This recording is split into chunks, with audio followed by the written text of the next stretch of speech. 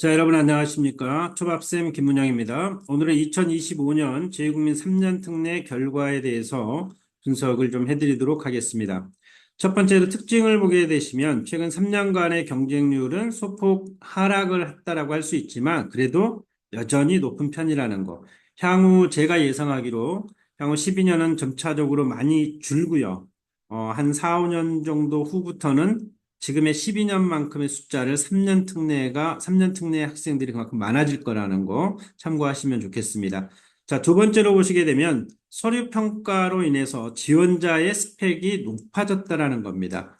어, 지난번에 제가 2026년에 입시 변화에 있어서, 특례 입시 변화에 있어서 3년 특례의 지필이 없어지는 단국대와 동국대를 말씀을 드렸죠. 여기도 역시 이제 서류평가로 가기 때문에 서류 스펙은 당연히 더 높아질 수밖에 없다라는 거 참고해 주시고요.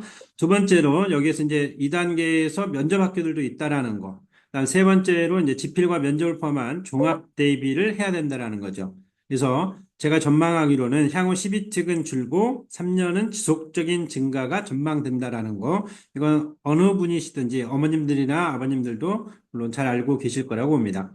세 번째 특징으로 보게 되면요. 올해 서류평가에 있어서 GPA는 무조건 기본적으로 좀 고득점인 친구들한테 유리했다라는 거고요. 그다음에 표준학력 SAT와 AP, IB, A레벨 선택 과목을 통한 학업의 역량, 학업 역량과 또 중요하게 보는 게 뭐예요? 전공 적합성이겠죠. 이제 아울러서 공동체 역량에서는 이제 인성과 활동을 평가해서 그 해당 지원 학교와 그 지원하는 과의 적합성을 판단했다. 이렇게 보시면 될 것 같습니다. 자, 이렇게 보시게 되면 연고 서성한 중까지 이 6개 대학의 3년 특례 학생들이 가장 많이 선호하는 대학이기도 한데요. 거기에 평균점, 이 평균은 제가 컨설팅을 진행한 76명의 학생과 3특 아이들, 온오프라인은 이제 수강생으로 수업했던 친구들, 그리고 협력 다른 해외 지역에 있는 학원들의 도움을 받아서 이 평균치를 내놓은 겁니다. 물론 여기에 제시하고 있는 점수보다 낮은 친구가 합격한 경우도 있을 수 있는 게 분명하고요. 하지만 적어도 요 정도 선에서 크게 벗어나진 않았을 거라는 게 이제 제가 매년 이 종합해 보면 그렇다라는 것을 알 수 있습니다.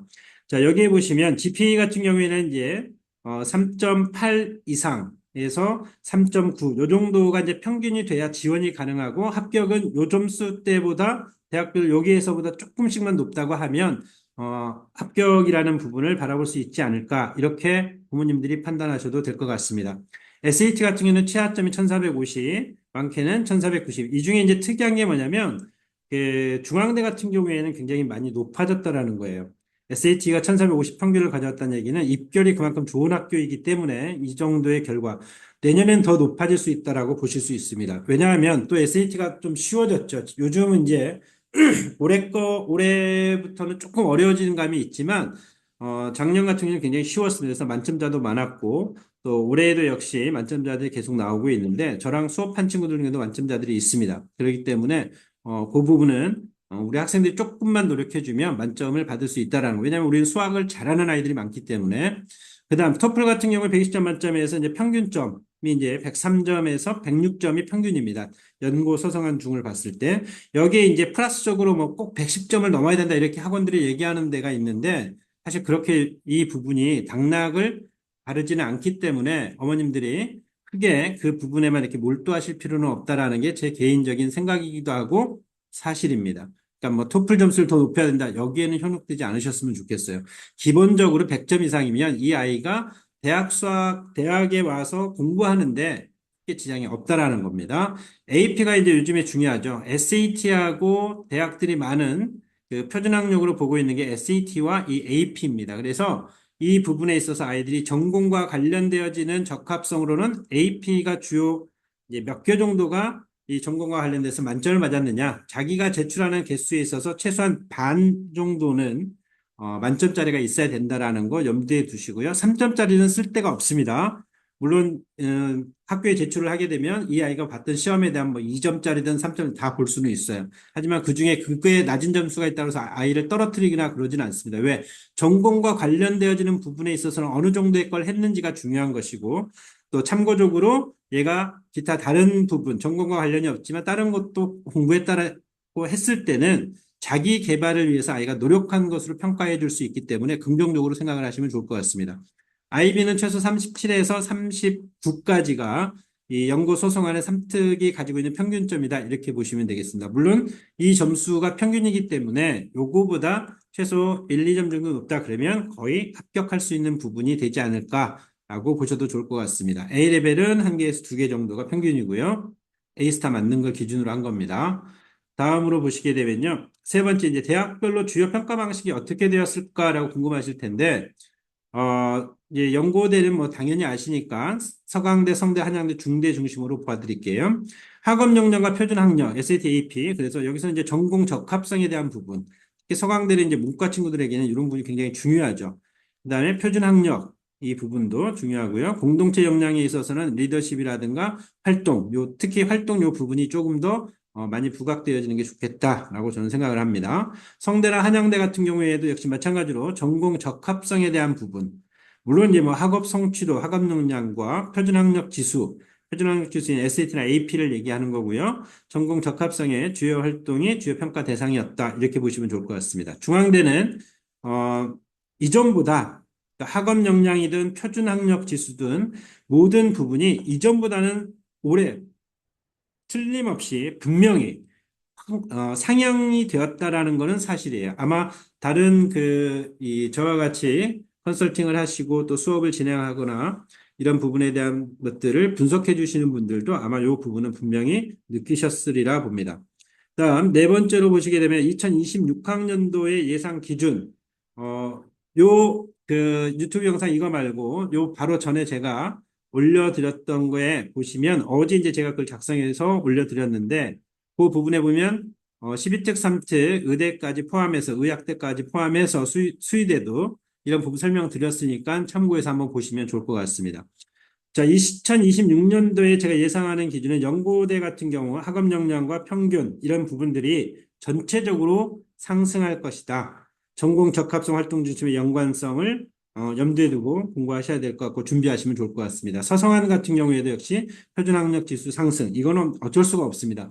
아이들이 보여줄 수 있는 객관적 자료로 본다 하면 표준 학력 지수와 그 전공 적합성에 관련되어지는 AP 정도로 어느 정도 했는지가 부각이 될 거라는 거.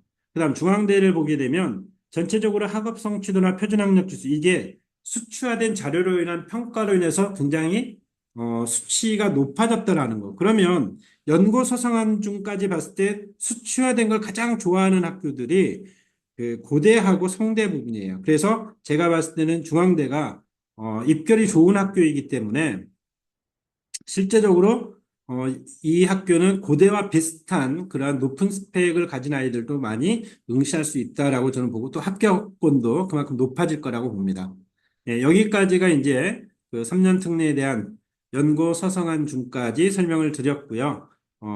이제 다음번으로는 제가 이제 요번에 교재를 만들었습니다. 어머님들이 자녀들이 많이 하는 토플과 SAT에 관련되는 자료들인데요. 이렇게 해서 제가 그 자료를 만들어서 인터넷상에 있는 그 이북 교재 전자책으로 출판하는 부분에서 지금 출판을 진행을 했습니다. 그래서 큐티라든가 지공 요 사이트에 가셔서 초밥쌤을 검색하시면 제가 만들어 놓은 이런 자료들이 올라와 있습니다.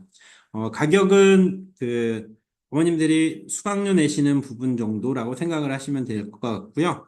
이런 내용 자세한 거는 요걸 멈춰 놓으시고 한번 살펴보시면 좋을 것 같습니다. 해외 지역에 영어를 강의하시는 분 중에 제 유튜브를 보시는 분이 계시면 저한테 개인적으로 문의를 하시면 거기에 대한 저와 어떤 계약 관계를 맺어서 지속적으로 관련되어지는 자료들을 그 제가 보내드릴 용의도 있습니다. 물론 이제 계약사항으로 지켜서 넣어야 되는 것들이고요.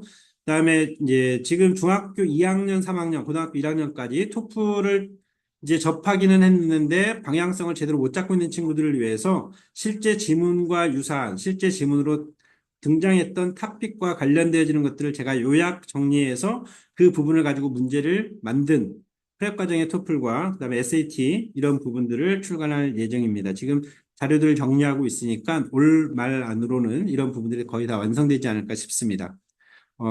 일반적으로 시중에 나와 있는 책이나 학원의 강의 들으며 왔다 갔다 하면서 제대로 잘 안 되고 있는 부분이다 그러면 제가 이렇게 드리는 자료들이 실제 기출 문제와 흡사하기 때문에 아마 많은 도움이 될 걸로 생각이 됩니다. 그래서 그런 부분으로 어머님들이 참고하셔서 구매 원하시면 패티 또는 지공에 들어가 있어서 초밥쌤 검색해 주시면 좋을 것 같고요. 또 주변에 아직 모르시는 어머님들 계시면 이 유튜브 어머님들이 좀 소개도 많이 해주시고요. 또한 좋아요, 구독까지 부탁드리도록 하겠습니다. 오늘 여기까지 맞춰드리고요. 다음번에는 제가 다음 영상에는 어떤 것들이 올라갈 거냐면 중하위권 학생이 선택할 만한 대학과 합격선, 그 다음에 인기학과와 비인기학과, 문과와 이과생들이 선택하는 AP 과목 선정, 경쟁률이 낮고 비인기 학과이지만 지원할 만한 학과 안내 이런 것들로 해가지고 제가 좀 준비를 하도록 하겠습니다. 저와 이제 개인적인 추가를 원하시면 이 부분에 위챗과 카톡이 동일합니다. 야베스 잉글리쉬입니다. 혹은 제이예요. 그래서 해가지고 해주시면 좋겠습니다. 오늘 여기까지 제가 설명드리고 다음 영상에서 또 인사드리도록 하겠습니다. 여기까지 하겠습니다. 감사합니다.